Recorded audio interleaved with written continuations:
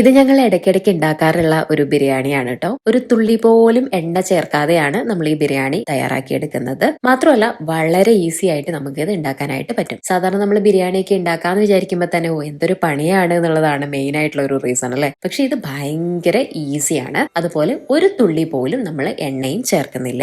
ഇത് 1 kilo chicken ആണ്. അതിലേക്ക് 2 മീഡിയം സൈസ്ഡ് ഉള്ളി, വളരെ തിന്നായിട്ട് തന്നെ ഉള്ളി അരിയണം, അത് ചേർക്കുവാണ് കേട്ടോ. ഇനി ഇതുപോലെ ചെറുതായി അരിഞ്ഞ 2 തക്കാളി ചേർക്കാം. എരിവ് കുറഞ്ഞ 3 പച്ചമുളക് നെടുകെ കീറിയത്, ജിഞ്ചർ ഗാർലിക് പേസ്റ്റ് ചേർക്കാം, ആവശ്യത്തിനുള്ള ഉപ്പ് ചേർക്കാം. ഉപ്പ് ചേർത്തതിന് ശേഷം നമുക്ക് മസാലപ്പൊടികളൊക്കെ ചേർക്കാം. 1/4 ടീസ്പൂൺ മഞ്ഞൾപ്പൊടി, ഇത് കാശ്മീരി ചില്ലി പൗഡർ ആണ്. ഇപ്പോൾ ഒരു 3 to 4 ടീസ്പൂൺ ചേർക്കാം. എല്ലാം മിക്സ് ചെയ്തതിനു ശേഷം വേണമെങ്കിൽ പിന്നീട് ചേർക്കാം. 1/4 ടീസ്പൂൺ ഗരം മസാല, 1 ടീസ്പൂൺ ചെറിയ ജീരകം പൊടിച്ചത്. ജീരകപ്പൊടി എന്തായാലും ചേർക്കണം. ഒരു കൈ നിറയെ മല്ലിച്ചപ്പ് ചെറുതായി അരിഞ്ഞത്, അത്രയും തന്നെ പുതിനയില ചെറുതായി അരിഞ്ഞത്. ഇനി തൈര് ചേർക്കുവാണ്. നമ്മൾ സാധാരണ വാങ്ങുന്ന 1/2 ലിറ്ററിന്റെ തൈരാണ്. അതിനകത്ത് ഏതാണ്ട് 1/4 ഭാഗം ഇപ്പോ ചേർക്കുവാണ്. ഇനി എല്ലാ ഇൻഗ്രീഡിയൻസും നന്നായിട്ട് മിക്സ് ചെയ്യാം. കുറച്ചുകൂടി കാശ്മീരി ചില്ലി പൗഡർ ചേർക്കുവാണ്. ടോട്ടൽ 5 ടീസ്പൂൺ ആണ് ഞാൻ ചേർത്തത്. ഗ്രേവി കുറച്ച് കുറവാണ്. 1/4 ഭാഗം ബാക്കി വെച്ച തൈര് കൂടെ ഇപ്പൊ ചേർക്കുവാണ്. അപ്പൊ ഇപ്പൊ നമ്മൾ 1/2 ലിറ്റർ തൈരാണ് ചേർത്തത്. ഇപ്പൊ നമ്മൾ എല്ലാ ഇൻഗ്രീഡിയൻസും നന്നായിട്ട് മിക്സ് ചെയ്തെടുത്തിട്ടുണ്ട്. ഇനി ഒരു 1 അവർ ഇത് റെസ്റ്റ് ചെയ്യാനായിട്ട് വെക്കുവാണ്.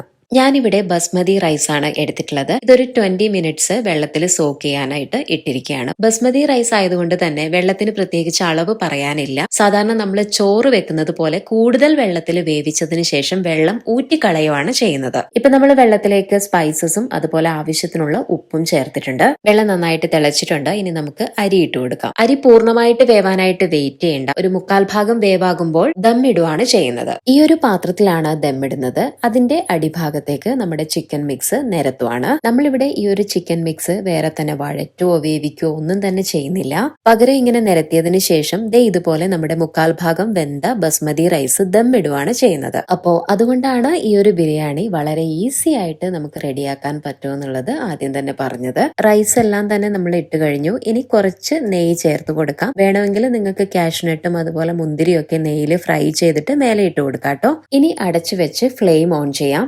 ഹൈ ഫ്ലെയിമില് 20 മിനിറ്റ്സും മീഡിയം ഫ്ലെയിമില് 10 മിനിറ്റ്സും ലോ ഫ്ലെയിമില് എഗെയിൻ ഒരു 10 മിനിറ്റ്സും കൂടെയാണ് ഈ ഒരു ബിരിയാണി കുക്ക് ചെയ്യേണ്ടത്. ഞാൻ എന്റെ സ്റ്റവിന്റെ ഫ്ലെയിമിനെ ബേസ് ചെയ്തിട്ടാണ് പറയുന്നത്. ചില സ്റ്റവിൽ ഹൈ ഫ്ലെയിമിൽ ഇട്ടാൽ ഭയങ്കര ചൂട് കൂടുതലായിരിക്കും. അങ്ങനെ നമ്മുടെ ബിരിയാണി റെഡി ആയിട്ടുണ്ട്. 40 മിനിറ്റ്സ് ആയപ്പോൾ ഫ്ലെയിം ഓഫ് ചെയ്തു. പിന്നെയും ഒരു 20 മിനിറ്റ്സ് കൂടെ അങ്ങനെ തന്നെ വെച്ചു കേട്ടോ. ഇപ്പൊ നമ്മൾ തുറന്നിട്ട് മേലെയുള്ള റൈസ് ഒക്കെ വേറൊരു പാത്രത്തിലേക്ക് മാറ്റാണ്. അടിയിൽ കുറച്ച് റൈസ് നമ്മുടെ ചിക്കന്റെ കൂടെ മിക്സ് ചെയ്യാണ്. ഇതാണ് നമ്മുടെ മസാല.